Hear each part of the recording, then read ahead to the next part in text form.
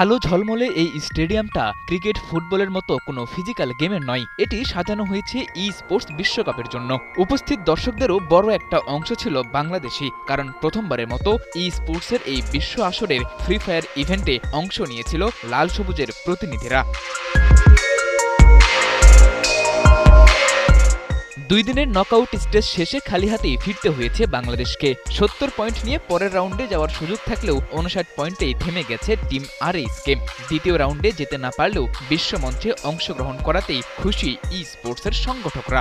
বাংলাদেশে free fire বর্তমানে restricted, এবং এই রেস্ট্রিকশনের পরেও বাংলাদেশ থেকে তারা সৌদি আরবে গিয়ে একটা ওয়ার্ল্ড স্টেজে, একটা ইন্টারন্যাশনাল স্টেজে এইভাবে যাওয়া এবং খেলা, এমনকি সেই টিমকে রিপ্রেজেন্ট করা, বাংলাদেশকে রিপ্রেজেন্ট করা, এটা নিয়ে আসলে শুধু আমি না, এটা নিয়ে আমার মনে হয় সারা বাংলাদেশ গর্বিত। তারা যে সৌদি পর্যন্ত গিয়েছেন এটাই অনেক গর্বের।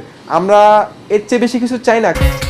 কদিন আগেই ই স্পোর্টসকে রাষ্ট্রীয়ভাবে স্বীকৃতি দিয়েছে যুব ও ক্রীড়া মন্ত্রণালয়। তার আগেই একক প্রচেষ্টায় বাংলাদেশের এই দলটা সুযোগ পেয়েছিল বিশ্বকাপে। তবে আগামীতে যে দলই সুযোগ পাবে তারা আরও বেশি শক্তিশালী হবে, কারণ এবার তারা বাংলাদেশের বৈধ গেমার। কিছুদিন আগে আমরা ই স্পোর্টস হিসেবে স্বীকৃতি পেয়েছি, তাদের কাছে কোনো সাপোর্ট ছিল না। সাপোর্ট ছাড়া ওয়ার্ল্ড কাপ, ওয়ার্ল্ড স্টেজে যাওয়া এবং সাপোর্ট পেলে তাহলে চিন্তা করুন বাংলাদেশের মানুষ, বাংলাদেশের এই টিমগুলো বাংলাদেশকে কোথায় নিয়ে যাবে। মিলিয়ন ডলারের এই স্পোর্টস বাংলাদেশে অনেক দেরিতে অনুমোদন দেওয়া হলেও এর সুফল পেতে অপেক্ষা করতে হবে না খুব বেশি দিন, কারণ বাংলাদেশে ই স্পোর্টস গেমারের সংখ্যা ছাড়িয়েছে লাখেরও বেশি।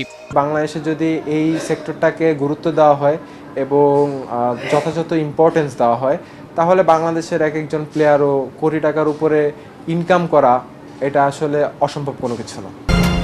ক্রিকেট, ফুটবল কিংবা অন্যান্য স্পোর্টসের মতো সুযোগ সুবিধা না থাকা সত্ত্বেও ই স্পোর্টস গেমাররা যেভাবে এগিয়েছে তাতে আগামী দিনে দেশের ক্রীড়াঙ্গনের বড় এক স্টেক হোল্ডার হতে চলেছে এই ভিডিও গেম। সাদাতুর রাফি, ৭১।